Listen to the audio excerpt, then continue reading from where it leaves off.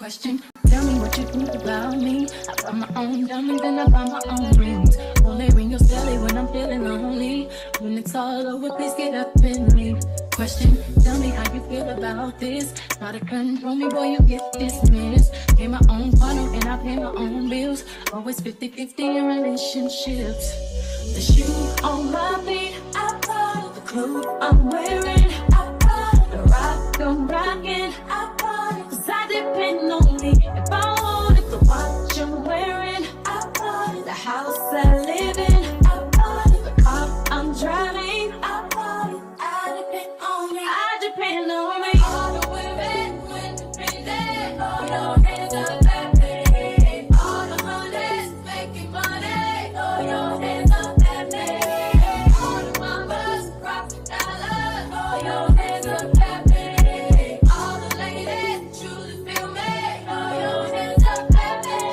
Girl, I didn't know you could get down like that. Charlie, how your angels get down like that. Girl, I didn't know you could get down like that. Charlie, how your angels get down like that. Tell me how you feel about this. Do what I want, live how I wanna live. I worked hard and sacrificed to get what I get. Ladies, it ain't easy being independent. Question, how'd you like this knowledge that I brought? Bragging on that cash that he gave you at the front. If you're gonna brag, make sure it's your money in front. You know no one else to give you what you want. Shoes on my feet, clothes I'm wearing. Rock I'm rocking, 'cause I depend on me. If I want it, the watch I'm wearing, I bought it. The house I live in, I bought it. The car I'm driving, I bought it. I depend on you. I depend on me. All the women, hey, all your hands up, hey. All the honeys making money. Throw your hands up, baby. Rockin' dollars. Throw your hands up, baby. All the ladies truly feel. Hello, hello, hello. One time for the people in the back on a Friday who come in here when we hit the intro, y'all be dancing in the back. I dance in the background. I dance in the background in anticipation of us getting on camera. But welcome, welcome, welcome to this good old Harlem Live. Hopefully, you guys are getting into this season. This is the final season. Of course, I am here alone with my partner in crime, Ashley, with the sweet perspective. If you could hit the like button, engage with us in that chat, let us know how you are feeling about the show. That would be absolutely fabulous. I'm gonna go ahead and bring my girl out now and see if she is loving the show. Ashley, how are you feeling today on this Friday? Girl, I'm feeling, I don't look like what I've been through, so I'm grateful on today, Tyra. I'm not going to preach, but I'm grateful on today, and I'm ready to get into these girly pops. I'm ready to get all in their business because carrying items, illegal substances in your booty is not okay, and I'm just ready to get into all of the foolishness that we saw in these 2 episodes, Tyra. I'm ready. So you mean to tell me at this very moment you don't have drugs in your booty? You know what? No. I've never had anything go up in there. Okay, that might be TMI, but definitely not illegal substances up my booty. Definitely not that. As Angie said, she had them up there. She was giving y'all Tiffany Haddish teas in these episodes. Yes, once again, y'all run it up in the chat. Let us know what you are thinking about the show and how you're feeling. Is the show giving you everything you needed? Unfortunately, this is a shorter season where we would normally get 8 episodes. This final season, we are only getting 6. So enjoy it while you can, which means rolling over into the next week. That's the last amount of Harlem that we are ever going to get. She said it's done. It's over. Are you sad? Do you feel emotional? You've been watching from the beginning, Tyra. So how do you feel about it coming to an end? I mean, I can't say that Harlem is like my wheelhouse, my girlfriends. It's not. It's just sad that I feel like we have to really grasp at all things black, because who knows when we're going to get something again. Yeah. It's either short-lived or it's canceled, and it's just really, really unfortunate.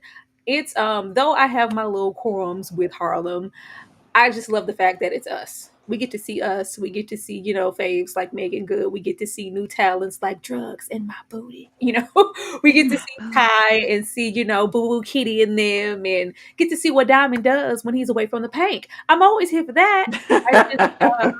I just really hate that I have to really sit and process like, okay, well, when Harlem's gone, we have what exactly? I can't think in the back of my mind right now 5 shows that are consistently in production that are fully black that we are going to be getting.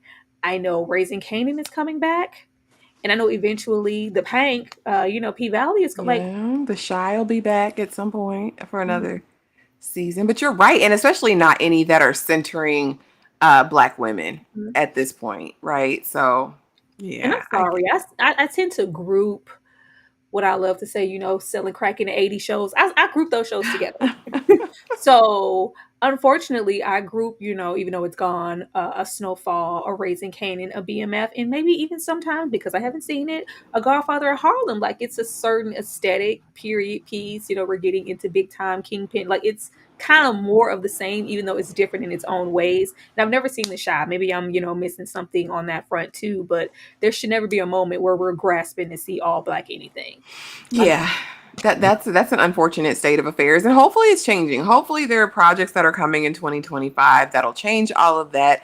But baby, as for right now, and as for the Shy started out beautifully strong. The Shy started off as a masterpiece. Those first couple of seasons are everything. Now, where it went, something totally different. But you're right. I just would love some creative black shows that people watch because, to be honest, in 2024 we got some decent black shows. However, 90% of them were canceled because of lack of viewership.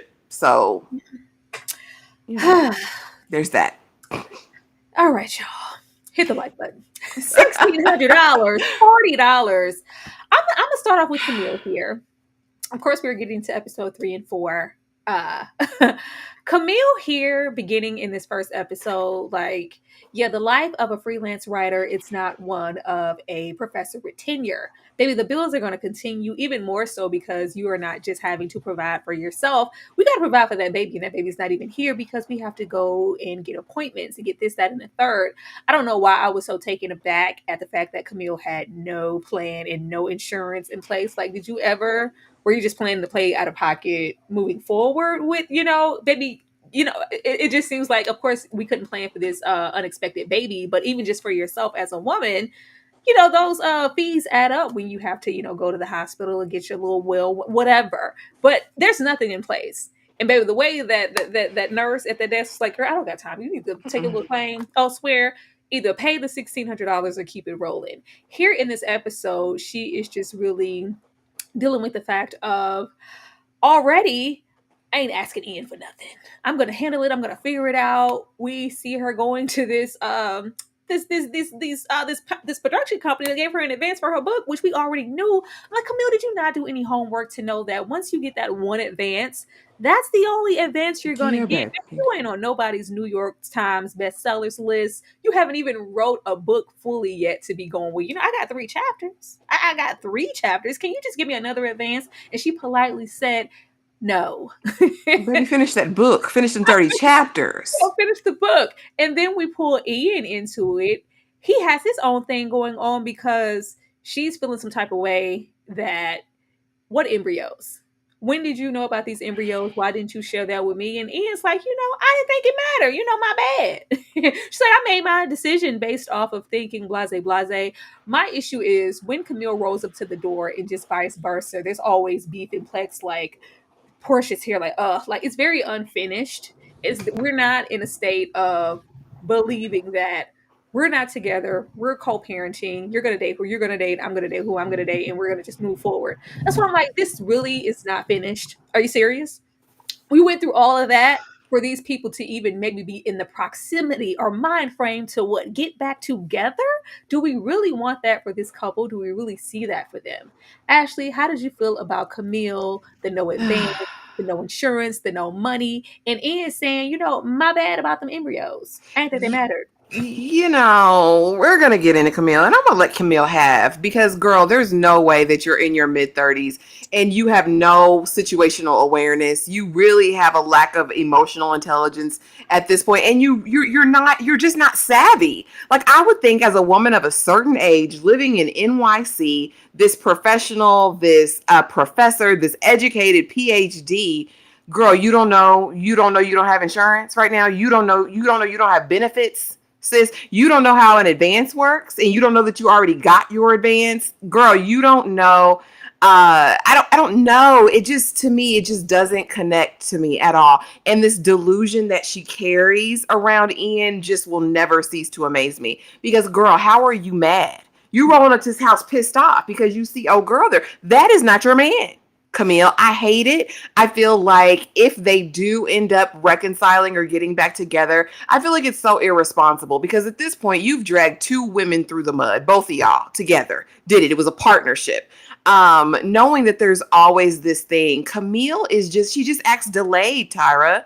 And as far as them damn embryos, it's really not her business. The person whose business it was about her being pregnant was his current woman and him, not you worried about what they got going on over there. And how was that going to frame your decision?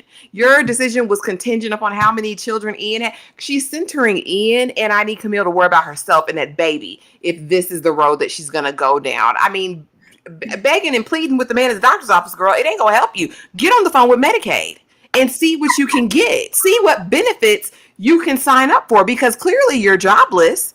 I mean, you're unemployed. Let's call a thing a thing. Yes, you have a book deal. You spent that money. That white lady said, listen, when you finish the book, oh, you want my notes. That's the only reason you could possibly be here. Camille. I don't know if I need you to go back to school. I don't know if I need you just to take a class in general on living in the world. I don't know. It's just so, I don't know. Her lack of awareness really, really disturbs me, Tyra. I don't know how much I can get past it. And I'm sick of the fawning for Ian when he's clearly shown you and told you he don't want you. Like, I mean, did you get a little pitter patter? Because towards the end of that third episode, it was like, oh, he's gonna help me with the 16. You know, after he said, "Damn, $1,600," I was like, yeah, and that's just blood work. It's like, you know what? I'm gonna be here for you. I'm gonna send you some money. Of course, I'm gonna help you. That's my baby. Why not? And then it's like, it's a girl. It's a girl. Did you feel any type like, oh, no.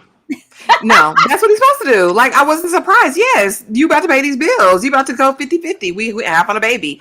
Yeah, I didn't think that Ian was ever going to be a bum to her or anything. None of that surprised me. But I didn't get the frills and the emotion. Girl, you was about to go to the chop shop last week. No, it's not giving rainbows and butterflies like you really still want this baby. I don't think that's officially connected for me till maybe the end of the fourth episode where she's more rubbing her belly and you can, I mean, because you know they skip ahead 8 damn months. So maybe then, but not in this episode 3, honey. No. they're having a girl, and my issue is because I think we came off of that last episode like, Ian, you are not conversing and sharing anything between these women. Does one know about the other? In a way, we are made, of course, to confirm that, of course, Porsha definitely knows that Camille is pregnant, even at the aspect of, oh, these embryos and if I implant tonight, like I could be pregnant next month. And I'm like, you were okay with the process and the thought of Camille currently being pregnant with this man's baby, and you maybe possibly impregnating yourself at the same time or at a later date, whatever. My issue is, if we are going to bring Miss Logan here, is Porsha even a real person? Is she a figment of anybody's imagination? Why does baby not have any real dialogue? It would be nice to hear, I feel X, Y, and Z if we are going to introduce a character. Her coming outside and feeding the moose and being used as a plot device to make Camille jealous, I feel like it's a smite to the character, and I don't need Miss Logan coming here being filler. They are already giving me filler with her because they haven't really given her a arc or even a moment alone with Ian to display anything but, oh, Camille, you're here. And it's just very cheeky, which leads me to believe that we are not going to utilize her at all, and she is simply here as filler. Ashley, do you think we're going to do anything with Porsha? Is Porsha's opinion going to matter at any point in the show? Porsha doesn't matter at any point in the show, in my opinion. It's honestly like, let's just stick this here to add a different dynamic to Ian and Camille's, situationship. And I feel like it's really a waste. It's really a waste of this actress. It's really a waste of all of our times, because I do think it could have been an interesting concept. This woman who is down for Ian no matter what and really willing to go all in. I would have even liked it if we had Porsha volunteering to go to their doctor's visits. Like, can I be more involved in the situation? Like, oh, we're going to be a family. We're expecting this baby. If this is the narrative that they're painting, like, she's totally fine with everything. She's the yes woman. She's the let me bake for you, baby. I have this ready. Come on in and eat. Like, if it's all of that, I think we lean into that more. I think we give Porsha that role. Do it all the way up. We've seen it done before in other movies. Give us Tyra Banks over there in Love and Basketball, whatever her character's name was. Put it on. You know what I mean? But don't just have her sitting in the apartment coming out just literally to send Camille over the edge. It's such a waste of her talent. It's such a waste of, I think, a better dynamic we could have in the show this season. It is. I would love to have heard like the process in accepting. It takes a special kind of woman to go, oh, she's, unbeknownst to you, but she's pregnant with your baby and you guys didn't think you could conceive. And for at once upon a time, Camille was the love of your life. Me coming in as your best friend, whatever, childhood, whatever. This is my opinion on it. I'm still rocking with it. I'm still here for you. I still love you. And I still have that process of maybe us eventually having a baby. No, we have her coming outside feeding him moose. I was like, okay. Hopefully, which I can't even say. I don't see them maybe. Do you think that there were more episodes in this season and maybe they removed them for a reason, or? Potentially. And I do want to take this moment just to give credit where credit is due as far as Harlem, because one thing that they were going to deliver, whether the storyline was there or not, whether the writing was there or not, they were always going to serve, right? They were going to deliver looks, lighting, makeup, hair, dress. They were always going to perform that. And it did make it pleasurable to watch. But as far as, I don't know if they ran out of budget. I don't know, because they did get canceled, right? So I think this was like, do what you can in these 6 episodes. Like I was telling you earlier, I really wish that this would have been a movie. I really just wish they would have done a finale movie and not tried to stretch it out. But I do think there were budgetary concerns because they were canceled. I think it was just over, and this was like the last ditch effort. Oh yeah, because we're gonna get to it. But when we jump to that next episode and Camilla's full blown last trimester, I was like, whoa. They said, yeah, we're only giving you guys 6 episodes. I thought it was some type of misprint, or maybe they were trying to keep something a secret. It was like, no, baby, this is all that you are getting.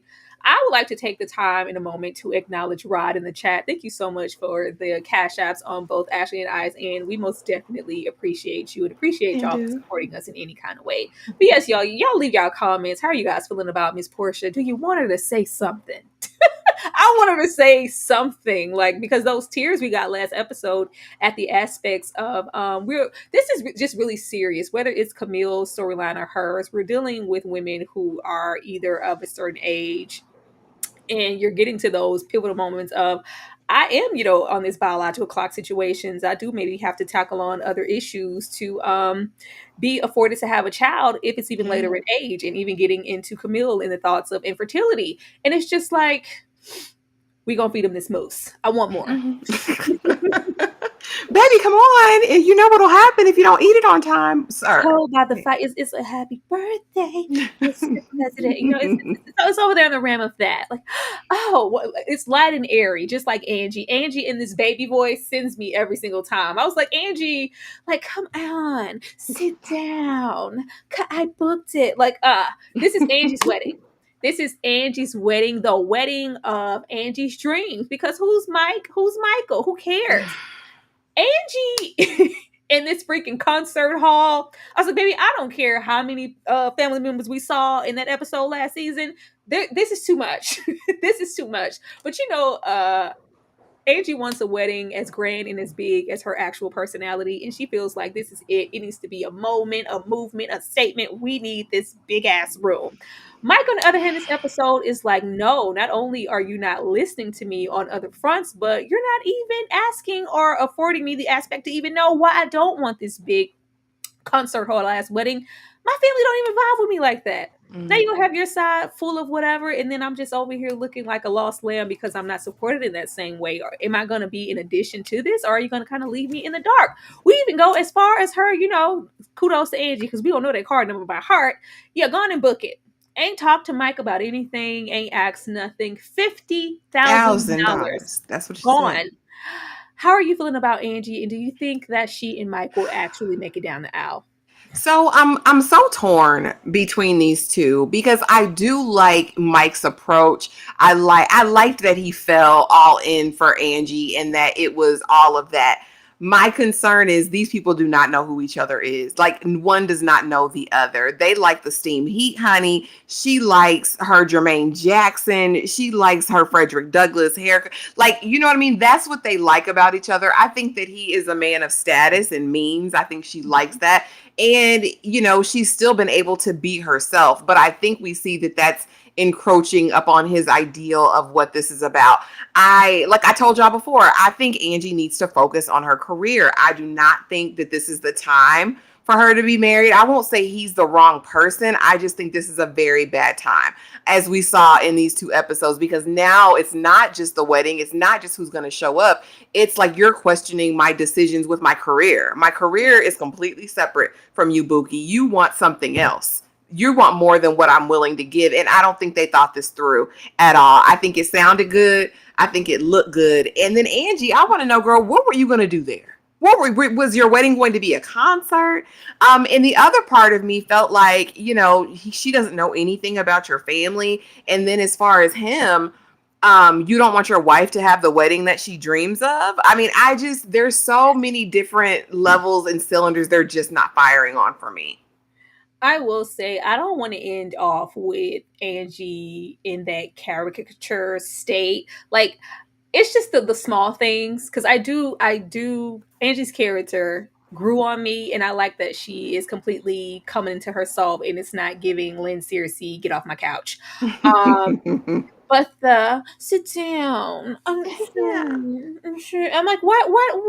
Okay, we can just girl. accommodate that to just her personality. But the moments where she is, using her real voice and standing on business and just growing, it reminds me of that episode where I remember the episode pissed me off. I can't remember which season it was, but Ian was teaching her how to ride a bike Oh, that and was it 2, I was think. very. I need a peanut butter and jelly sandwich, and I need apple juice. And Ian, my knee. You said you wouldn't let go of the bike. And I'm like, no. If we are going to end it off, and we only have 6 episodes, allow Angie to be thrusted into her full blown womanhood. Angie off the couch. We are not that in Quinn's apartment. Let her be in that. But the Mike, oh my god, I'm like, oh, okay, sex kitten. I'm just saying. I am absolutely just saying, but make sure that you guys are definitely commenting in the chat because Angie said this is my wedding. Ashley, who was the worst girlfriend and why? Oh my goodness. Oh Lord. Who was the worst out? Oh Lord. Oh, I hated Maya. I could not stand Maya. Never enjoyed her. Never liked her. Never thought it was a vibe. She was just so, I don't know. She was so nice, Nancy. Like she was ghetto, but then she was bougie. They used to call it bougetto back in the day. But I don't know. I just felt like she was already always judging somebody because she had Raggedy Darnell over there. I did not enjoy her. Tony was my favorite. Yeah, Maya. Even the bum Lynn, I didn't mind that much. But I didn't like Maya, girl. I didn't like Maya. And then when I watched R&B Divas and saw Golden in real life, I knew why I didn't like Maya. She was on R&B Divas? Yes, do you remember on TV1? Golden Brooks was on and showed her whole behind, baby. Mm-hmm. I'm a real actress. I don't even know why I'm on this show with you peasants. Like, that's what it gave when she was on R&B Divas, in my opinion. I did not see that. I did not. Yes, Tokyo girl. She was judgmental too. I don't know. It's just such a bloated question because at some point in the show, every single girlfriend here was so problematic. But like Lynn seriously only did what y'all allowed her to do, and if y'all were gonna allow her to do that, baby, she did it. Joan had those moments. I think with the aspects of like around the time when Tony was starting to exit the series, and we had the custody and Joan just trying to recapture her glory days, and girl, she thought she was somebody, didn't show up to the court on time and all those good things. Then we can't forget about that moment where Tony tried to sleep with Greg Child, and they was, or whatever that boyfriend name was, and she walked in on her. It was Greg that she attacked Joan for when she accidentally slipped up and she figured out that she was over there cheating and laying low with that man and she got broken up with, and she took it out on Joan.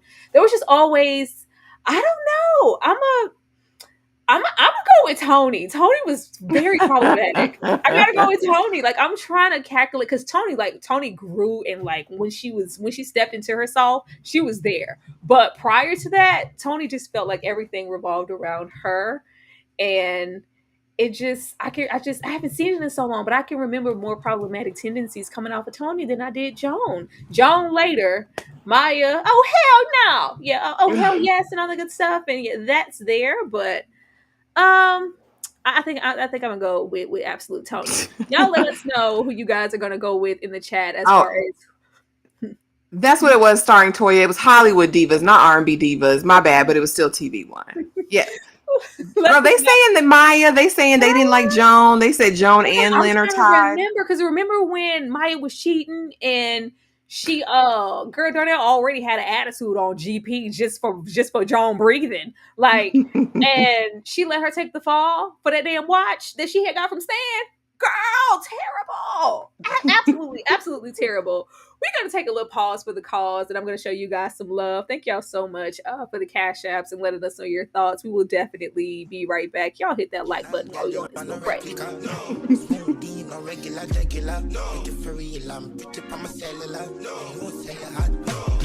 They never had a pretty girl from Joburg to me now, and that's what they prefer. I don't touch no wheel, cause I got a chauffeur. First class, how I get around the world. Just miss me with the drama, unless you come here with the comments. Oh, DJ turn the sound up, cause we about to pour the rounds up. Jump, jump, jump, jump, jump, jump, jump. Well, you know what I have to make it jump, jump, jump. Jump, jump, jump, jump, pick it up, up. You know what I have to make it jump, jump, jump, jump, jump, jump, jump. Well, you know I love to make it jump, jump, jump. Jump, jump, jump, jump, pick it up, up. You know I love to make it. Only gotta make a call and I'm here. Oh, no, no, no, your vibe, oh yeah. Listen to me, I put some kerosene in it. Make this stitch up, I want to put it in the room. Wanna get deep. Thank you. What you about to say? Angie is just so pretty. I love Angie. She's gorgeous. She's gorgeous. You know, we don't see enough chocolate outside like that. Angie is absolutely gorgeous to me, and I love that hair. Like, but yeah, I'm just thinking about like Maya, you gonna let that play, girl, when she got put out. Oh, girl, then she went in the Joan house and was letting Terry Vaughn up in there hook up illegal cable, coming out with a badass. Girl, Maya was tripping and very entitled. Mm-hmm. We need to go back and watch it. I need to rewatch Girlfriends as an adult. That's what I feel. I feel a watch coming on. I feel a Girlfriends watch coming on. Me too, because I'm like, well, Maya was trash. She really was. it left an indelible mark on me. I'm like, girl, what? Oh, Lord.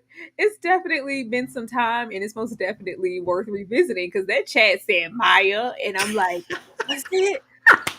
Moving on here to our next couple at this point, because they said, yeah, this is a couple, instant couple. These are the moments in the show where I would like the show to be more realized, but this is our final season. Yeah, Quinn is over here acting like skin. To quote the show, what is acting like skin? I don't even know what that means, and I'm light skinned. Girl. They said stop acting like Quinn, and out here acting like you weren't over here stealing clients and being an opportunist and not thinking about a fellow Black woman as a designer, this, that, and the third. Mind you, this designer, for whatever reason, didn't come through and left Seth up here hanging. But we have Quinn's arc, that first episode, just kind of going through the motions of, I'm not waiting for Seth to step up and make a statement to save me. And her just really dealing with the public perception and opinion. And we have her go go live and make a statement. And this is really some time, along with B. Simone guest starring here, to get into the subject matter of what it may do to you mentally to like be a pariah out in the public, and her facing her feelings and stepping up for that. Very quick resolve here. It just, it was whatever, but she got that man. She said, I'm not going to design any clothes for you anymore or style you or whatever, but I'm going to keep you around as my man though. Ashley, what did you think about Quinn acting light skinned?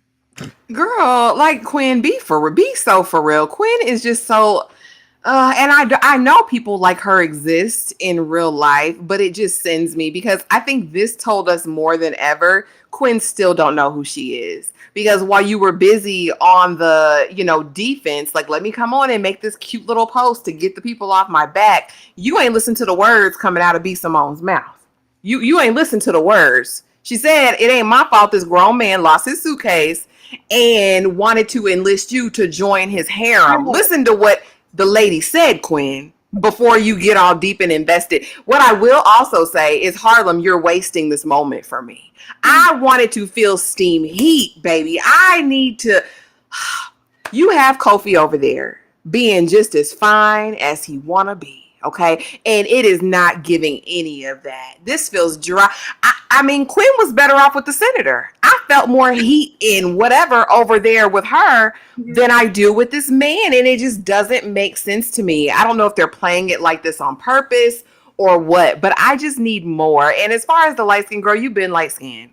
Oh, they said, oh yeah, that's it. Yeah, that's it, Quinn. Girl, get a clue.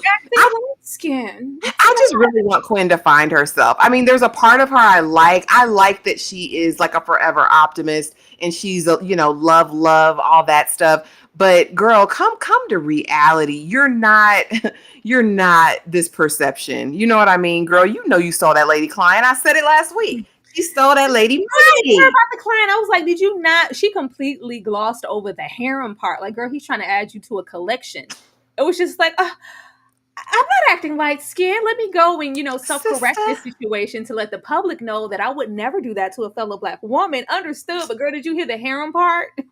No, she wasn't paying attention to that. She's trying to save face and not, get the public animus. But girl, I mean, Quinn just still doesn't know her own mind to me or know what she wants because at the end of episode 2, I'm going to be the next new stylist. I'm Quinn MF and whatever, and now it's just like, I bet not hear Quinn motherfucking Joseph. I bet not, it's not giving what y'all thought it gave. Don't say that no more. It's cringy. Don't say that anymore.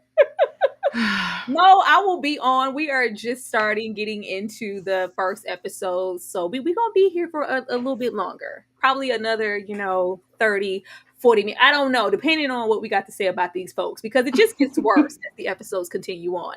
But yeah, Quinn, she went to the public and said, I will no longer be acting light skinned.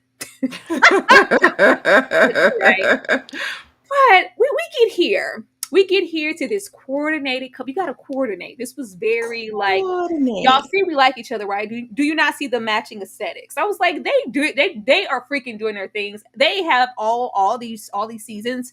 The fashion on the show is impeccable. Whoever's on wardrobe and styling, period, eats it up every time. Good. It's good. Girl, good. But that boy good. That boy good. That boy good. It was good. We get into sex, coordinated outfits, and avoidance and untreated trauma. Spread eagle in the same old tie. Now we have them, getting real chummy in the workplace. We are way past, keeping it coy. I like you a whole lot. But I don't know, it was a little off cure for me for Todd to kind of declare just kind of being off of sex and I want to focus on these things. But as soon as we meet somebody we like, oh, that's good. We're going to throw that, girl. Just give it to me now. You can put it on my face in the office immediately because I'm kind of, I like you. I'm willing to break that little vow of celibacy or whatever that was for you. And you have her kind of giving the reciprocity also. But as soon as we are going on these gorgeous coordinated dates, when we're not getting it in and we're getting into more so serious subject matter that, I love my family. I love my mom. I can't wait for you to meet. What about you? Yeah, none of that. I haven't seen my parents in 10 years. 10 plus years. I haven't spoken to them. I packed my raggedy duffel bag in Georgia and came to New York, and I never looked back. And as soon as Eva tries to address it, she automatically gets shut down, and Tai is avoiding it. And I was like, that same old leaf of Tai is right underneath there, and I think it's gonna show its ugly head soon. But before the episode goes out, after they get spread eagle on that lush sofa in Tai's office, Baby. yes, office aesthetics, she does, get in front of the computer. We do see her maybe thinking about the aspects of copping a flight and going to visit her family, but we don't actually see her click it. How do you feel about Eva, Ty's situation, spreading that eagle on that couch, and will she maybe go and visit her family? Lord, I really enjoy Eva. I think Eva is a mirror for Tai. Like, I think she shows Tai who she is. You know what I mean? Like herself, and makes her look deep. First of all, I knew there was going to be bumping pocketbooks in the first episode. Like, I knew when Eva came through, aka Gail Bean, with the full court press, I knew she was going to fold. I knew Tai couldn't take too much of that. Right. But now when Tai gets confronted with a hard truth, Ty's going to retreat. That's what we've seen her do the entire series up to now.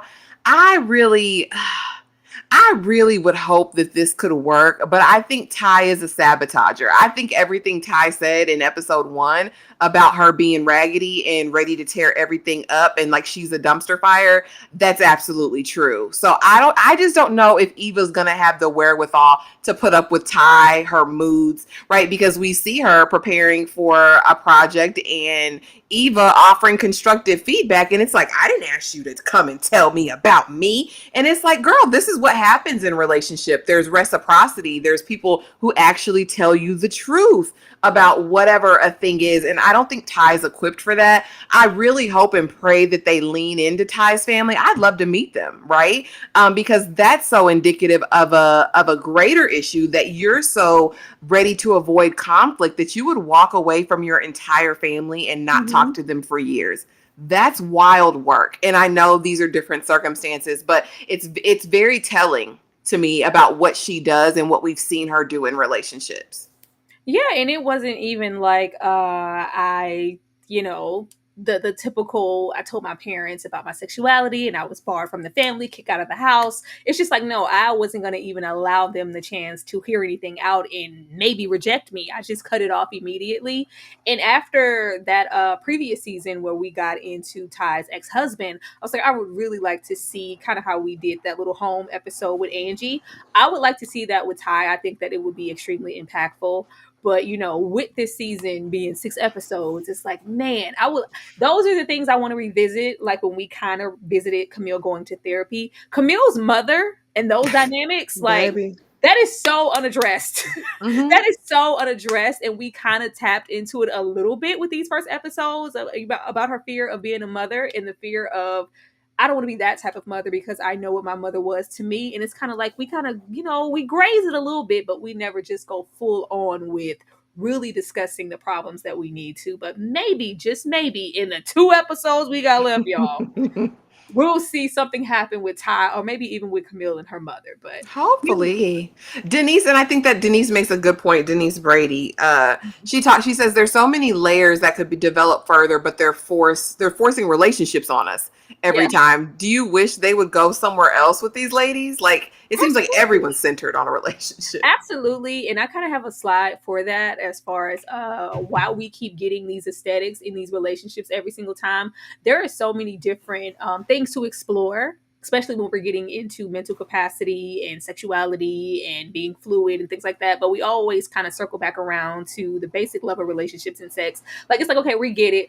Eva look good as hell. Gail Bean fine as hell. Ty fine as hell. They're attracted to one another. But it's like, yeah, in the grander scheme of things, we would have been serviced a whole lot better if every single season wasn't strictly dedicated to more so relationships. Even though we go into other avenues, they're always pretty topical. The anchor for these shows are typically just relationship based when we could be servicing everywhere else. But at least there was coordination when we were spread eagle, and I thought it was a gorgeous shot. I would have put that on my wall. I thought it was Baby, when she kicked that leg over there and that leg over there with the red bottoms, I said, well, I guess she's going to go eat up. gorgeous. It was Just, gorgeous. I mean, it was a moment. It was just like this moment when we get into the next episode. Camille, sweetie, Ian is not your bestie. We 8 months, y'all. We get into the fourth 8 months pregnant. I was like, oh, we're gonna jump ahead this much, so that means we need to account for that time with every other lady, their relationships, and wherever they are at this moment. Whoever's here, baby, you've been here 5-8 months, okay? But Yeah. first of all, this lady at Lamaze, girl, press me again about me not having a partner here. It wasn't even that deep, girl. You can let me see my little single self over here in this class. It was not going to kill you for me to be in here without a partner. But Camille is just, we have the little photo moment and the baby and it's kicking. And so, Ian, what are you doing? You want to go hang out? We haven't went to, yeah. I got stuff to do with my woman, the woman I'm in a relationship with. Porsha, I gotta go. Oh, Yeah. we don't really hang out anymore. Camille, baby, I need you to mentally. We beyond. You didn't have your time.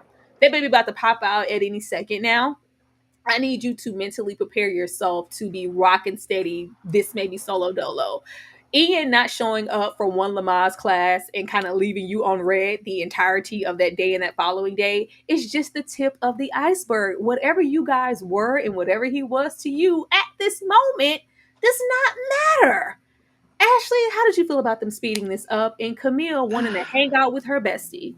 Baby, you know what they always said. The old folks used to say, mama's baby, daddy's maybe. All right? Be careful who you laying down with, baby, if you don't want to be a single mother out here. And my thing is, I would think, again, as this educated woman of the 90s, that like that there's the potentiality always. You're not in a relationship with him. Even if you were in a relationship with him, there's a possibility that at some point during the lifespan, you could potentially be a single mom. Now, I know that they've developed this partnership, and shout out to Keith Lee.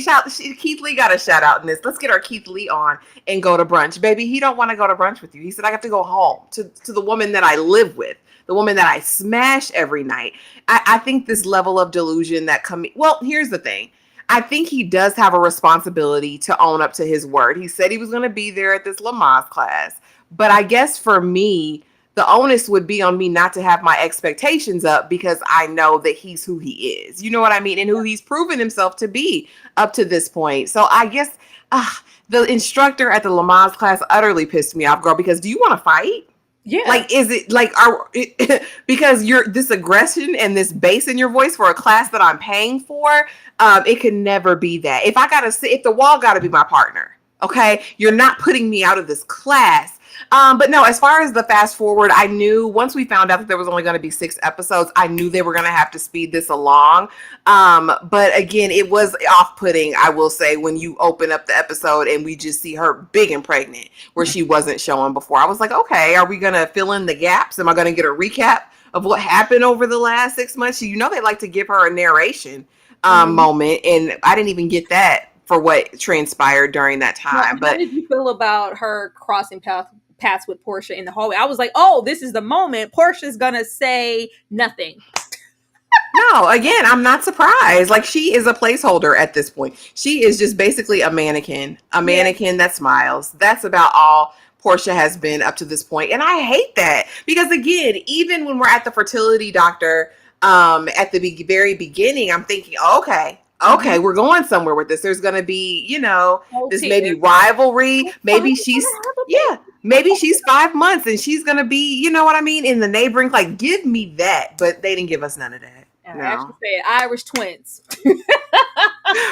No, like, it would just be so interesting to get that kind of perspective. The fact that they aren't giving us any Porsha, it's, bad writing on that part. At least let me think for a moment that Camille and Ian are completely over. But if you have Camille rolling up like, well, Porsha, we not just, easy. She's moved in. She's living here now. So she's not going to be dropping by. And it's like, oh, you should get let's do our Megan Good brow. It's going to be furrowed. Yeah, and pouty. That brow. Like we're gonna get that brow, and then we're gonna just move on to the scene. Baby, I want to hear. I want to see. I want some of that action. But here we are. But yeah, child, yeah, the Lamaze instructor. I just felt like she was doing the most. Yeah, I'd have fought her. It would have been. It would have. Yeah, yeah. Because you too much in my face. You too loud. You're too aggressive. I don't like it. Ashley in chat. One of these have to go. We have Golden Girls here, living single and insecure. Which one are you getting rid of? Y'all gonna be mad at me. Y'all gonna be mad at me because the Golden Girls is going nowhere. I'm over there with Blanche and Dorothy and them. Okay. So that means I'm sorry, insecure. You gotta go. It's gonna be living single for me and them Golden Girls. I'm not giving up the Golden Girls ever. Ever.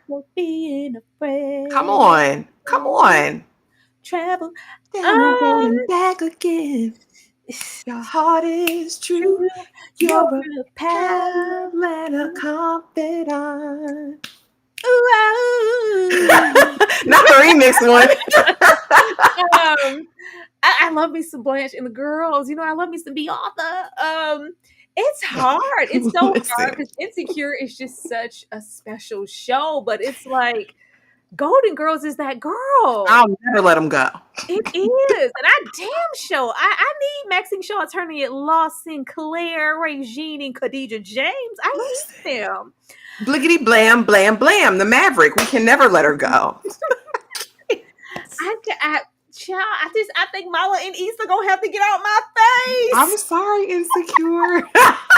There was no other choice to be made. It's so hard because we don't have another show like Insecure, especially in recent years. Like it's still, fresh and ever present in my mind. But with that being said, so is like I don't know if I'm gonna be nostalgically holding on to Insecure the way that we have for Golden Girls and Living Single. I would cut on Living Single right now. Period. I will cut on Golden Girls right now. Right now. And let's go. To this day. I don't know. And then it's hard because we've had so much more time with these characters. These shows, shout out to the older shows. We're getting into 20-something odd episode seasons. Like, not more so Insecure where you're going to get 30 minutes, you're going to get 8 episodes, and then that's all you're going to get. Like, we spent a whole lot of time over there with these folks. Baby. So as sad as it is, I'm going to have to tell Issa, bye, girl. Because the Golden Girls and Living Single, that's what we grew up with. Like, the Golden Girls been around as long as I've been living, baby. My mama had it on when I was a child. Like, listen, I know them people. I know Blanche Devereaux finna cut a shoulder, honey, and have a man in her bedroom. I know Dorothy's gonna cuss her out. I know Sophia gonna get everybody together. And, and I know Rose is gonna be dumb as a box of rocks. It's just...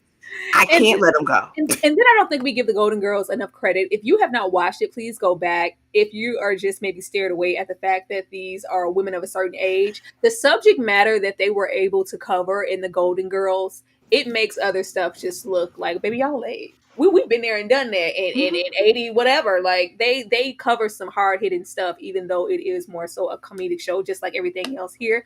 But I'm gonna have to tell Molly and Issa now. Oh, it's not so bad if it's on my heart. Bye, girl. Bye, heart, girl. Oh Lord.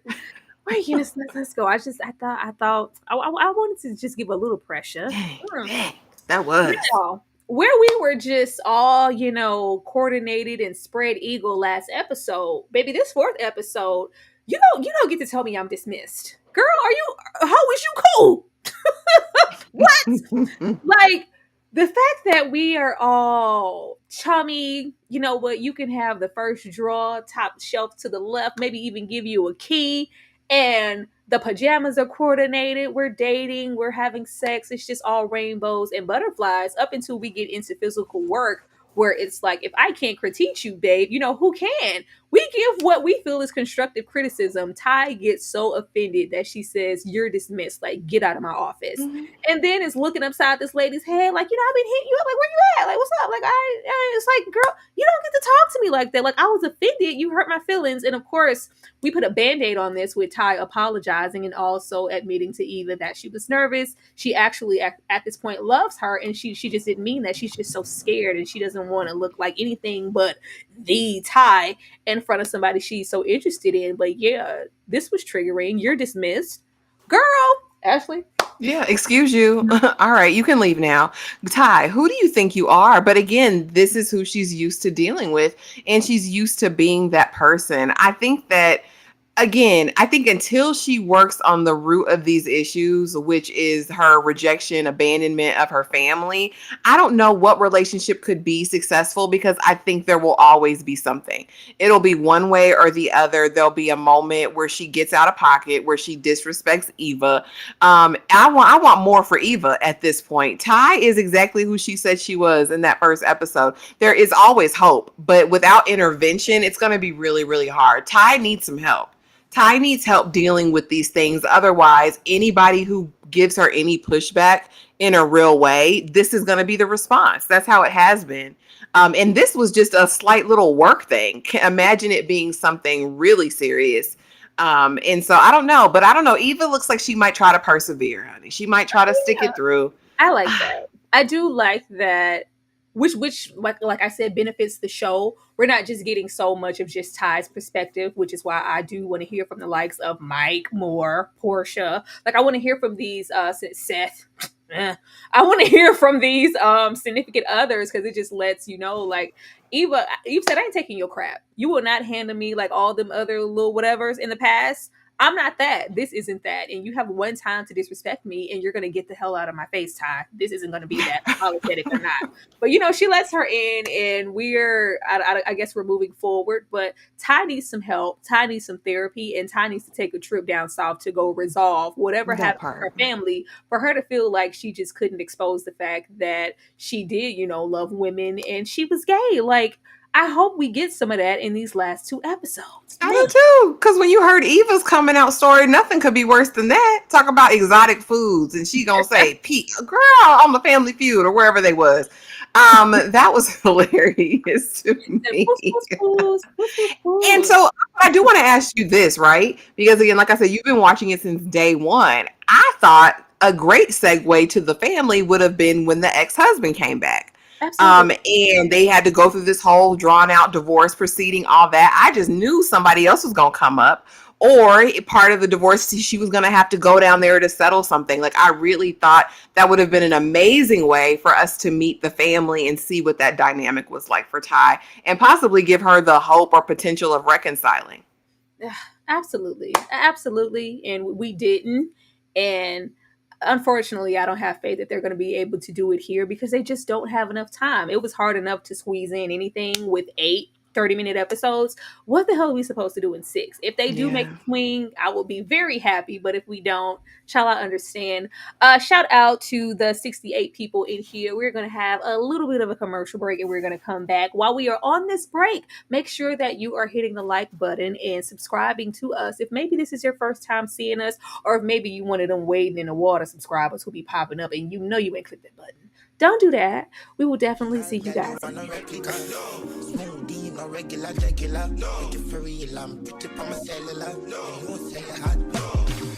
never had a pretty girl from Joburg to me now, and that's what they prefer. I don't touch no wheel cause I got a chauffeur. First class, how I get around the world. Just miss me with the drama. At least you got me with the comments. Oh, DJ turn the sound up, cause we about to pour the rounds up. Jump, jump, jump, jump, jump, jump, jump. You know what up to make it jump, jump, jump. Jump, jump, jump, jump, pick it up, up. You know what up to make it jump, jump, jump, jump, jump, jump, jump. You know what up to make it jump, jump, jump. Jump, jump, jump, jump, pick it up, up. You know what up to make it. Only gotta make a call and I'm here. Oh no, no, no, your vibe, oh yeah. Listen to me, I put some kerosene in it. Make a stitch up, I want to put it in the room. Wanna give the I serve.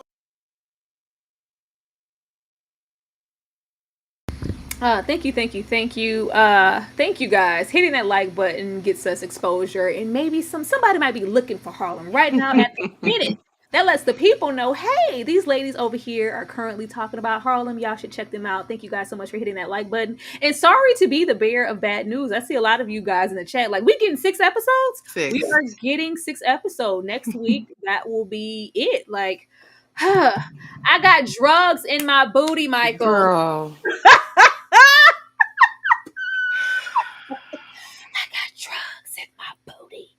Um, Now we get here, baby. Angie is stage center stage, and we have the director in the play production just like, baby, this is your moment. We have critics coming out. You are the standout. We really feel like the prospects of your acting career could blow up and grow from this moment. Give it all you got, especially with that drugs in my booty number. That's your showstopper.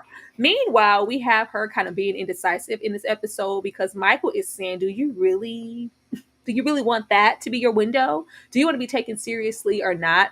I was shocked that he took this approach because the Michael that we got last season when they met, it seems like he knew Angie, and well, not completely, because it was a quick courtship, but Very quick. just who she was and how passionate she was about acting and wanting to have her own career and being passionate about singing, regardless if it was about Get Out the musical or having drugs in her booty Girls Trip the musical. This is an opportunity for me and a stepping stone, and he's just feeling like, yeah, I don't think you need to do that. And of course she actually does, and it's a successful moment. But we have a moment of Mike going, well, baby, if this is a money thing, they are not on the same page. Mike said, here go this black card, okay? You can have it. This is yours. Buy, do whatever you want to. If it's that, this way you can sit and maybe wait and get those roles that are, that are becoming of you, and not so much I got drugs in my booty. So to where you can be taken seriously as an actor. I don't even think it was about the roles. Baby, Michael wants a wife. Michael wants a wife, per se, maybe a stay-at-home situation, or maybe one who doesn't have a robust career to where she may not be as present.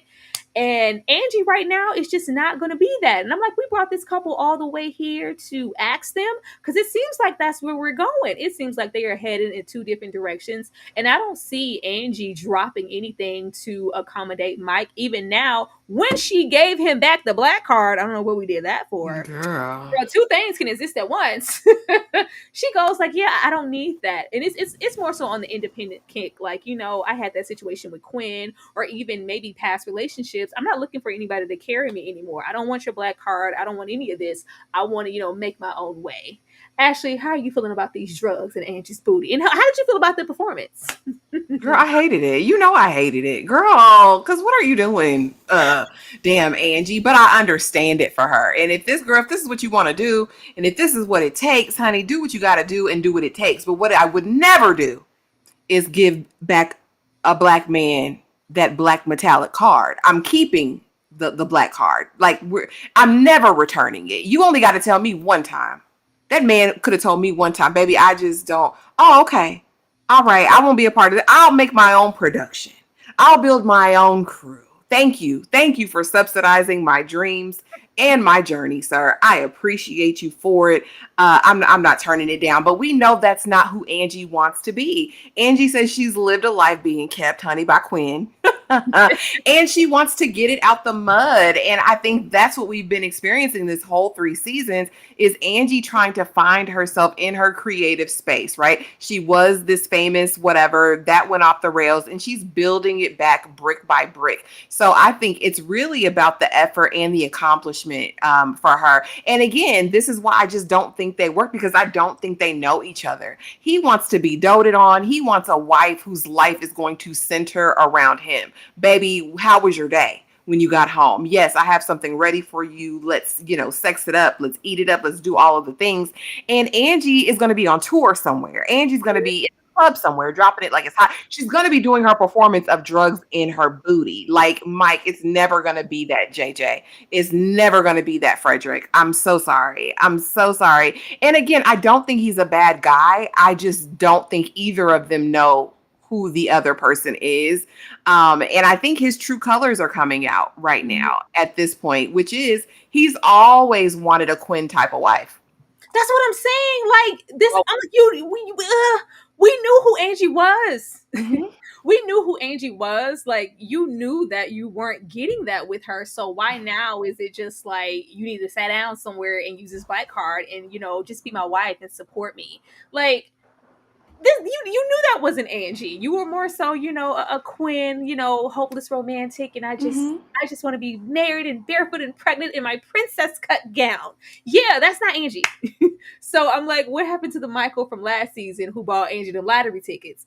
Like I don't know. I don't know. And was, congratulating her on her roles, or, coming to visit her on set. You knew that this was her life. So Yeah. why is it, a switch up now? And even now I was like, child, baby, she been pregnant and we 8 months pregnant and y'all just now tasting cakes. All right. That's what I'm saying. And it feels also like he's pulling on that bougie history of his, like, and that's never what he tried to give. It Yeah. was like, no, I'm different. I'm not this person. And now it's reverting back to, no, I don't think that'd be good for our image. Like, I don't think that would be good for my wife to do. And like I said, it doesn't make him a bad person. It just makes him a person that's not going to be compatible with Angie and vice versa. Oh no, not at all. But that should you really be doing that? Do you want to be taken seriously? It had a hint of don't embarrass me. Exactly. That's I don't all I want felt. my wife. I don't want my wife on stage yelling to the mountaintop that she has drugs in her booty, twerking in a onesie. I don't want to see I it. knew exactly like that what that was about, because we know art is subjective and that has nothing to do with it. Her doing this role, and it's a comedic role, and they talk about that, but yeah, he didn't want his wife. He didn't want his name on it. I ain't putting my daddy blood on it, is what he said. The name of my daddy blood on it. The name, she can go, but the name stays home. Name got my daddy blood on it. That's what Ike said. I got some shoes. I got some clothes. I got some. That's all I got. I ain't got nothing else. Speaking of somebody's name, almost black love. We have this baby. Okay, I don't know what we're officially still unofficial is. I don't know what that means, Quinn. But you have been rocking with this man for 6 months now, and we have not had real conversations about what we are, where we're headed. Meanwhile, they're running around acting lovey-dovey and chumming, even getting a black love spread in Ebony magazine. And I was like, first of all, when did they start getting fake kids for magazine spreads? But all right. And it's just like Quinn is once again getting swept up in the image of it all. And I just saw it. This was my husband. This was my man. And it was just so beautiful. And who the hell is Sabrina? Hey, baby. Oh yeah, I'm sorry. I meant to hit you up. I'm here. I was with Quinn. And she's just like, oh my God. And we're back to the harem and busting Quinn's bubble. Like, why can't Quinn be happy and have a man? Why, Ashley? How did you feel about this? And were you surprised at that Sabrina phone call? I told y'all that Quinn still does not know yourself. Baby, know thyself before you embark on these other endeavors. And she told us in season 2 that that's what she was going to do, right? Which is why she didn't get with her real life, fake life husband who came on there giving all the things that she said that she wanted, right? I'm taking this time. I'm going to put me first, Lucius. Boo Boo Kitty said that. But now we see her. And again, I just think it's Groundhog Day for Quinn, because she still hasn't done the work to really know who she is. And so she's continuously going to adapt. She went into this, I was going to be light and easy. And I told y'all last week that that was never going to work for Quinn. That is not in Quinn's DNA. She's trying something different, but she was going to get feelings for that man and talking about they exclusively non-exclusive. Girl, you know what that means. It's what that lady said. It's what that lady said. He got a harem. And that's all Sabrina was. But girl, I was shocked because I wasn't paying attention to B. Simone either in that until I heard this phone call. And I said, baby, should I love you? Who you on the phone with? But yeah, no, it doesn't. Quinn is going to be broken until she fixes herself, I feel like. And I think every relationship is going to fail. I hated the shoot. I thought it was aesthetically pleasing, yes.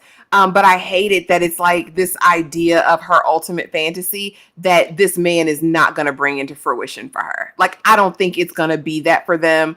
And again, even them laying in the bed, I don't feel it. Like, and I want to because it's Kofi. Did Like, you even see them give Kofi that dry, like, thrust of a moment, and then we cut to them sleeping? Like, if y'all don't want us to see Kofi stroking it up, just have him waking up in the scene. Don't even play with me like that. Baby, because I feel like that school of 55, yeah, that's not Ralph Angel. This ain't the Ralph Angel we know.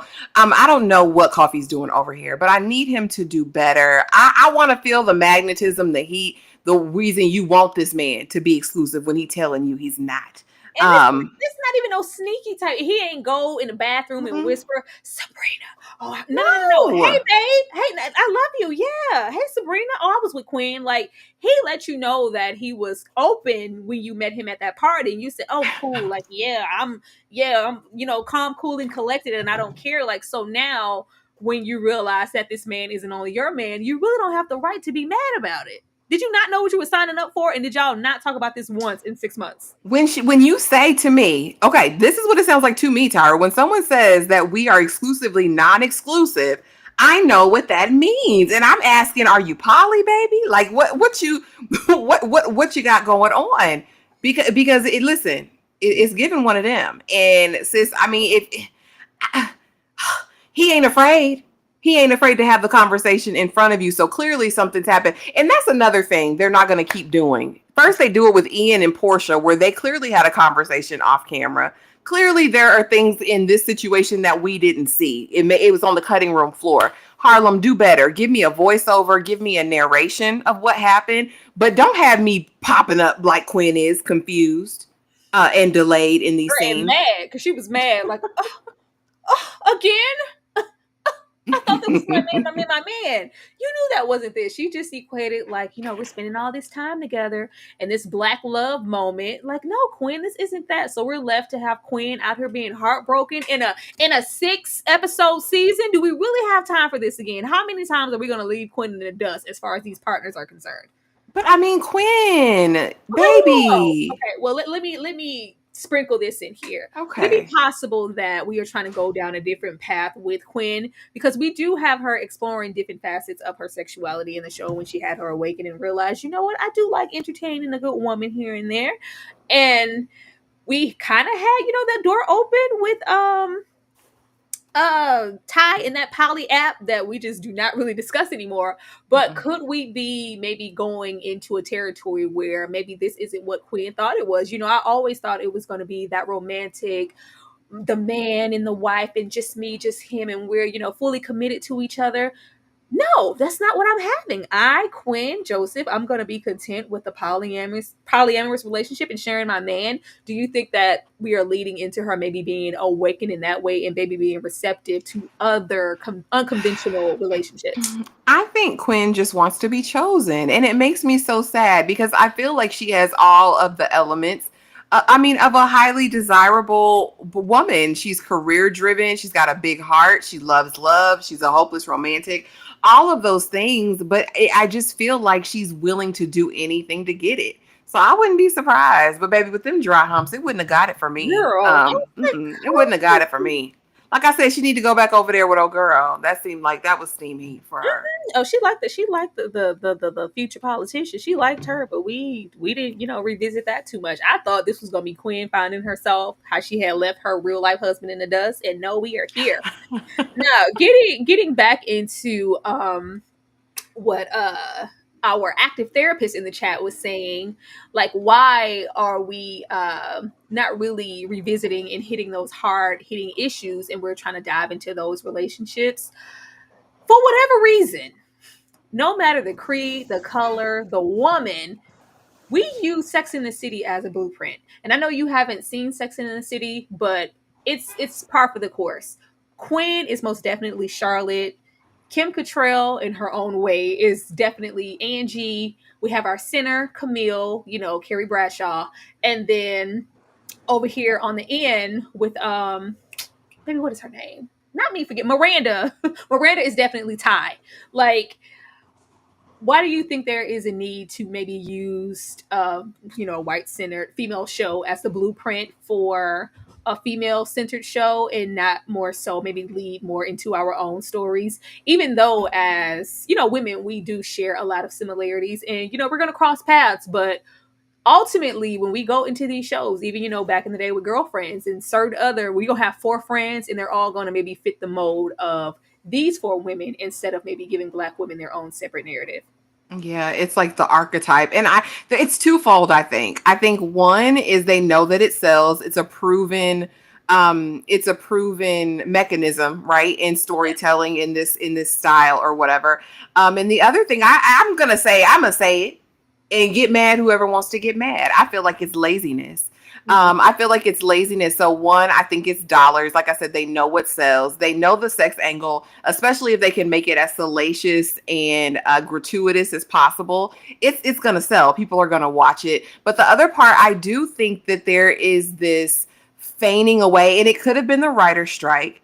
But I feel like a lot of them just mail it in. I feel like this is a template. I feel like it's the easier way to go than sometimes diving into like the heart of the matter. And then on the other side of that, I feel like some of the shows who've made that attempt, like if we compare it to like, and we can't, it's not a full friend group, but if I think about like a Queenie that we watched earlier in 2024, where we're going super deep with the trauma from childhood, which made her promiscuous, which gave her the men that she chose, people weren't watching it. People weren't watching it. So it's like, I think as a creative team, you're thinking about, okay, I've sold this series to a network, and now I have to figure out how to get viewers watching it. And even going with this model clearly doesn't work for the long term because this is canceled after 3 seasons. So I just think it's hard. I think it's hard in this space right now to tell different stories and get people to watch them. I'm hoping it changes though, Tyra, because I'm here for some more originality. And I like a friend group story, but I just think that there's layers. We can dig deeper. I think we have it in us. The diaspora has a ton of stories to tell, and it's not just this. Yeah, even with the other canceled show with the what 4 Centered Women Run the World, it's like we hit surface things in Harlem, like kind of more so relating to the Black experience, but I don't feel like we delve into them enough, and we kind of keep it surface, kind of like not revisiting Ty's situation, us wanting her to go home, Camille to address the situation with her mother, like Quinn, dealing with her because she had a whole mental mental, Deal with yourself. lapse in the show and different things like that, or even just Angie just finding herself and being out here and being a Black actress. Like I really appreciated that brief moment where we had Counts as Fun. We had Kim Parker come through, and it was like, girl, this is what it is. Nobody's gonna take Yeah. out any moments here to try to acknowledge you or do something with your hair. Like, different things like that. We can't, have those moments on a show like Sex in the City. So let's just rev that up instead of just going into the more so, oh, they have to fit into this mode for us to have a productive show. I'm just saying. Yeah. But I was just wondering, but let's close it out here with Camille. Cause baby, who this man? Who this man? Cisco said, I date women with kids all the time, but 8 months pregnant, Cisco. Now, maybe I'm a woman of a different time. I don't know. But I mean, is it regular now in the dating sphere for men to so heavily persist and try to hop on last trimester woman? I don't know. I don't know. The moment that he gets there, it's just like kiss me, like, oh my god, we have all this chemistry. And Camille at this point is just so happy. I was like, Camille, if you don't grow up, you got a baby on the way, Camille. Camille is just happy that another man is entertaining her because the man that she wants to entertain her in is busy over there with Porsha. She hasn't heard from him. He didn't make it to Lamaze, and Cisco comes in, and it's Pictionary, and it's chemistry, and can I walk you home? Can I take you out on a date? And it's just like, yeah, like this is just new love interest we're going to get here, and Camille's going to be 6 months, and we're going to present her with a new love interest. What are we going to do with this man? I don't know, but I know we ain't bring him here to do nothing, so that's not possible. Are we going to go down the rabbit hole? We're already there. They always make an effort to let us know that this is unfinished business, and that there's always going to be a romantic aspect to their relationship, and they're not just going to be co-parenting, because Ian didn't roll up and go, are you okay? I was worried, blase, blase. Porsha's dad had a stroke, and it's just like, your phone works though. Your phone works. A text is quick, but it's just like, regardless of that, just know that you're not going to be doing this alone. I'm going to be here. And you have Camille finally kind of swallowing the aspects of, probably being a single parent. And even if you do have corresponding, consistent help from the man, you are going to be a baby mama, Camille. Single mother. You are going to be a single mother. Like, I need you to swallow that. It's never going to be what it was. He's never going to be there at all times of the hour. When I'm on my side because I'm having heartburn and he's not going to be there for that. Y'all not together. But Cisco came downstairs and said, how you doing, brother? And Ian said, yeah, get out my face. Get out my face. But it was like, yeah, where you going? And you're pregnant and you can't be out here. And she said, I'm being, a fine man was showing interest. I was like, if y'all don't grow up, you guys are about to be parents. What did you think about Cisco? What does this mean? And yeah, I date women with kids all the time. Yeah, and I'm looking at you crazy and sideways because why? What are your motivate? I've been watching too much true crime lately, Tyra. But in this moment, I'm like, does he have a fetish? Like he applied the full court press, and I'm like, it's not like she's a little bit pregnant. She's very, very pregnant and showing. And I think Camille's just touch deprived at this point. So I think anybody giving her some good energy and showing up, you know what I mean? I think she was gonna slide a little bit, but it's wild to have this stranger come to your home on the first day. I mean, Ian wasn't wrong for saying that, but Ian was wrong for acting like he was jealous. I honestly think this man is not going to be anything more than a placeholder, just like Porsha has been. I just think it's to create more tension in the dynamic and to show us that Ian is really, wanting Camille as well. Like that man wants his family back. The man want his family back. Yeah, I'm over it though, because I feel like they keep dragging needless people into their web of confusion. And I really, really, I don't care, Camille. Ian, I really don't. Poor guy, run for the hills from which cometh your help. I need you to run. But no, I do think it's suspect though for a man to only seek out women who have children. I'm looking at you sideways. And like I said, the big pregnant thing, I'm like, does he? I don't know what his angle is, but I don't trust it. I don't like the cut of his jib, Tyra. I don't like the cut of his jib up to this point. It's like I think we're gonna use Cisco and try to and have Ian giving side glances. I'm gonna be present. That's my baby. I don't need no other man to step up and play the role and have that be all for nothing, because Endgame is clearly Camille and Ian, which is tragic. We could have wrote this in a way to where we didn't know that. But if you are leaving Porsha in the dark, like someone just said in the chat, does Porsha even know that she's pregnant? We got confirmation in this final fourth episode, because they see each other in cross paths, and it's like, oh, you're getting up there, that big baby, and it's just like, but we're not verbally hearing anything realistically from Porsha, who is in this position of a woman. Like, you should naturally have a whole lot to say. But yeah, Cisco, I need Camille to get real and to just fully. Camille is saying everything, but I'm a baby mama. Basically, and that's the one thing she needs to say. Because again, daddy's maybe mama's baby. Like, girl, suck it up, Buttercup. You decided to keep this baby. The baby's almost here. And just make peace with it. Whatever happens in the future, know that it's going to be you and that baby till the wheels fall off. Like, and just make it your best friend. The knowledge of that, because anything can go any way. And at the end of the day, you all that baby got. Thank you, Star and Toya. I was like, where's Jameson? That would have added so much good tension. Why would we leave off the last season with Jameson saying, you know what? Whoopi was over there too. She said, I don't think, I'm done with Camille yet. I see potential. She offered her that 10-year and she turned it down. Mm-hmm. And we have Jameson in the same breath go, you know what? I don't think I'm done here either. We left that cliffhanger there, and it's just like, we're going to bring out Cisco. We don't know this man. At least then, especially with us having only 6 episodes, we could have had a little stock, because maybe the way in, you trying to make somebody jealous, Camille. That's how you do it. That's how you do it. You were supposed to bring back Jameson and be like, yeah, I'm gonna rub these. He's like, yeah, nothing a good foot rub couldn't cure. I can rub them feet. It's like, what? You just met her 5 minutes ago, Cisco. What? I don't know.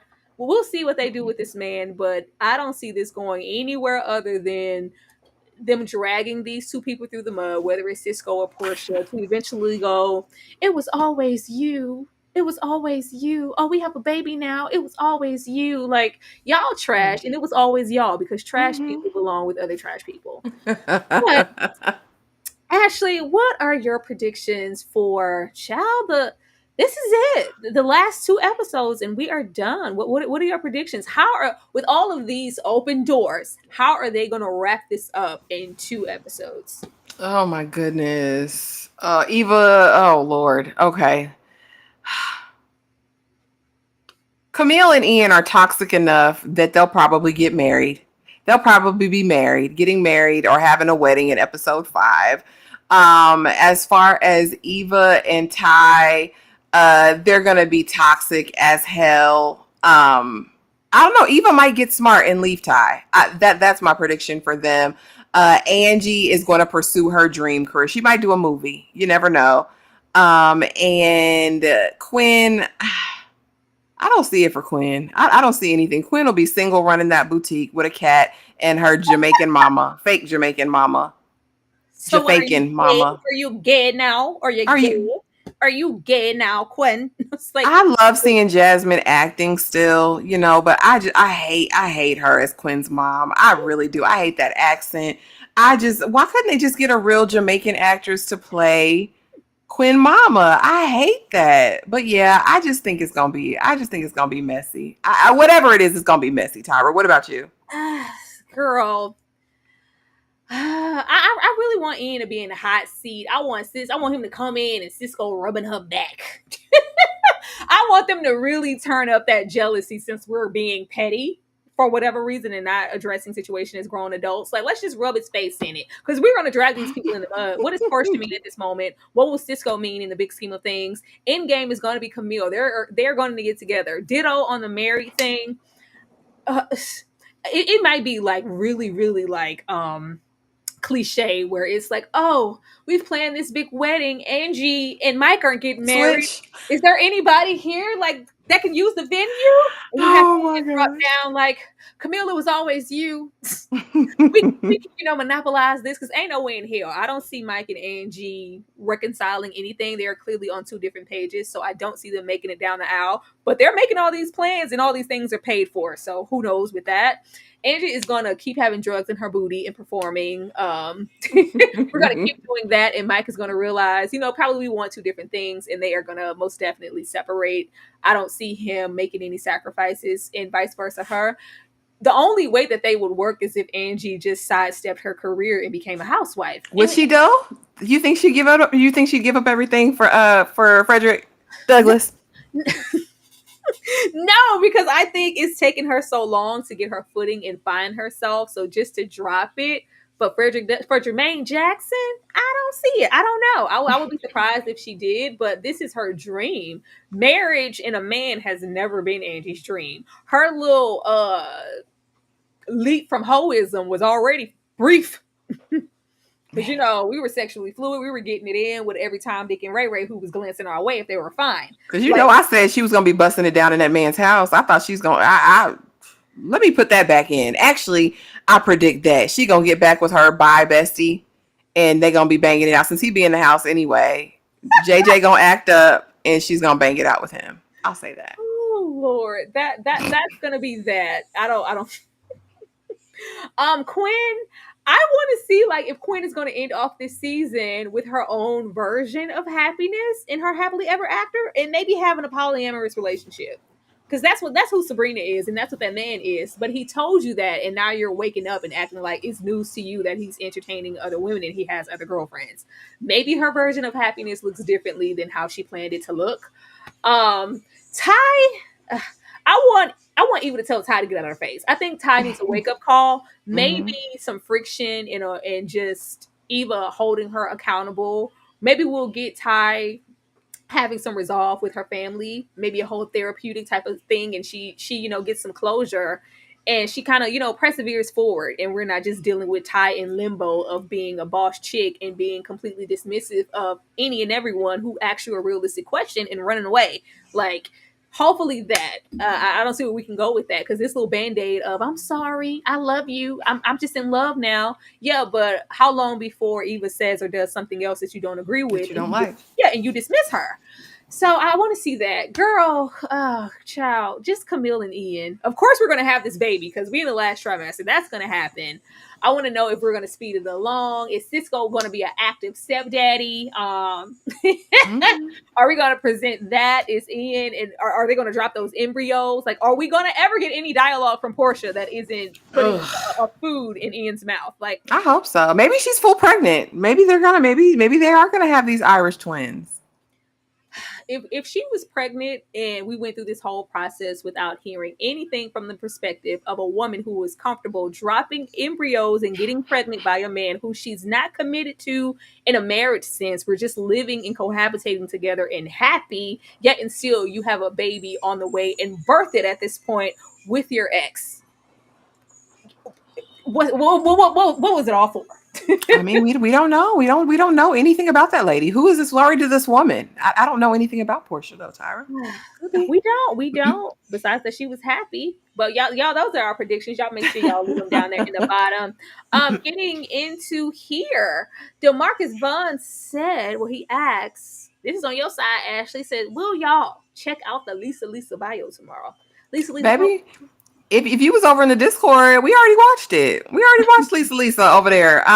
Yeah, I wasn't here for it, but it does come out tomorrow. Check it out if you're interested in the lore of Lisa. But baby, it didn't go deep enough for me. It wasn't gritty enough for me. You know, if I'm getting a biopic, I need it all, Tyra. I need it. I'm gonna watch it because Ashley's already seen it, but I haven't. But Ashley did say that Forrest and them MDs were nowhere to be found, and that just turned me off because what are we talking about if Forrest and them MDs not over there? It was them Hughes people that was in the cult jam with her. They should be over there, full force. Who completely discovered her and kind of got them started. How is full force not going to be there? The house party dudes, they supposed to be all up and through there. Oh. So full force went nowhere to be found in the doc, Ashley. Not that I could see. Not that they made notice of. So what happened? Okay, never won't spoil. It was a Hughes brother. He was a producer, and then there was this real skinny DJ. You'll see it when you watch it. You tell me, but it didn't hit on anything. They have license to use the music. They ain't doing no. I want to hear Lisa singing her songs over there. Some of them. It's kind of like, but they gonna cut it real quick, and then the other music you're gonna get is gonna be very bootleg. Oh, that's sad. They can't. They ain't paying for all that licensing. Fine. I thought just. But I want to say it's not. I've seen worse. I'm gonna leave it where it's at, y'all. But that was HARLEM. HARLEM. Thank you guys so much for kicking it with us on this lovely, lovely Friday night. Be sure to pop in tomorrow. I will definitely be hosting episode 3 of Severance. If you are here for that show, we are getting into it with our man, Deep Movie Man, and talking about it. So be sure to support us with that.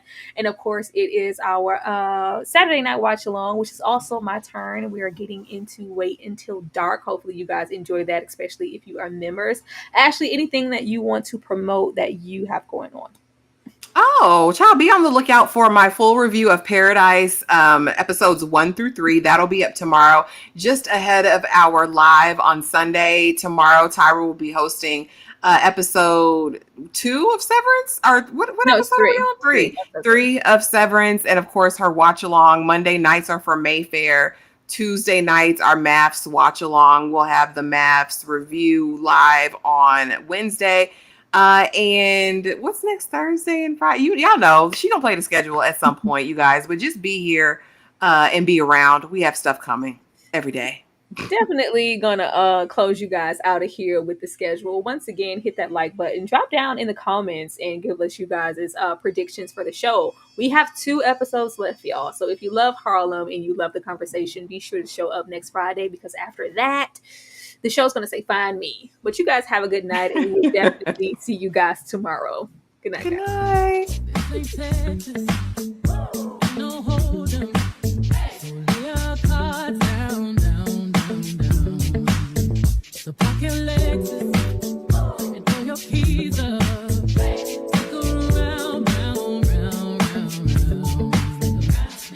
Damned if I can't slow dance with you. Come pour some sugar on me, honey, too. It's a real live boogie and a real live hold down. Don't be a bitch, come take it to the floor now. Woo. 1 step, 2